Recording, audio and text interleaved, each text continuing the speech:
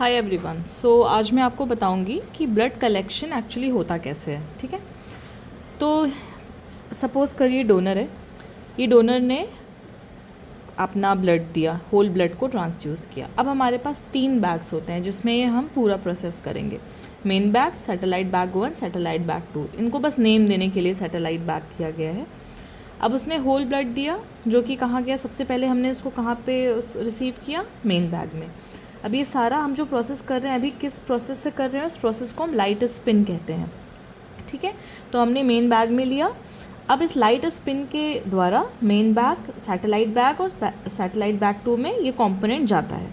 ठीक, तो main bag में क्या आया, पैक्ड रेड सेल। अब हम यहाँ पे हैवी स्पिन अप्लाई करते हैं। इससे क्या होता है कि सेकेंड बैग जो कि सैटेलाइट बैग 1 है उसमें चला जाता है प्लेटलेट, और थर्ड बैग जो कि सैटेलाइट बैग 2 है उसमें चला जाता है प्लाज्मा। ठीक है, ये सब हम किस प्रोसेस से कर रहे हैं, सेंट्रीफ्यूजेशन से, सेंट्रीफ्यूज करके। ठीक है, सो बेसिकली लाइट जो आपका स्पिन है उसने क्या किया कि हमारा जो रेड सेल्स हैं, लाइट सेंट्रीफ्यूजेशन ने क्या किया कि हमारे जो रेड सेल्स हैं उसमें से प्लेटलेट और प्लाज्मा को अलग किया, वो लाइटली सेंट्रीफ्यूज करने से हो गया। ठीक है, और जो हमारा हैवी वाला है उसने क्या किया, देखिए वो एक ही चीज़ है, स्पिन और सेंट्रीफ्यूजेशन, बट मैं आपको बताने के लिए समझा रही हूँ। हैवी वाले ने क्या किया, अब इस प्लेटलेट और प्लाज्मा को अलग किया, जिसमें से प्लाज्मा में से हम फ्रेश फ्रोजन प्लाज्मा और दूसरी चीज़ क्या निकालेंगे, क्रायो प्रेसिपिटेट। ठीक है, और ये जो हमारे बैग्स हैं इसमें ऑलरेडी क्या होता है जिसमें हम कलेक्शन कर रहे हैं, CPDA। ठीक है, सिट्रेट फॉस्फेट डेक्सट्रोज एडिनिन, वो ऑलरेडी हमारा एंटीकोआगुलेंट उसमें होता है।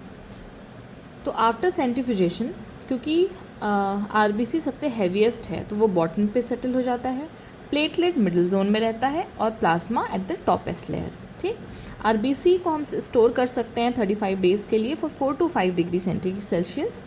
प्लेटलेट को जनरली एवरेज 3 डे है, 22 degree to 25 degree temperature. And plasma that is fresh frozen plasma को फ्रोज करेंगे एट -30 फॉर 2 years। जब हम ब्लड कलेक्ट करेंगे तो हमें कितने देर के अंदर ये सेपरेशन स्टार्ट कर देना है, दैट इज़ विदिन 6 hours।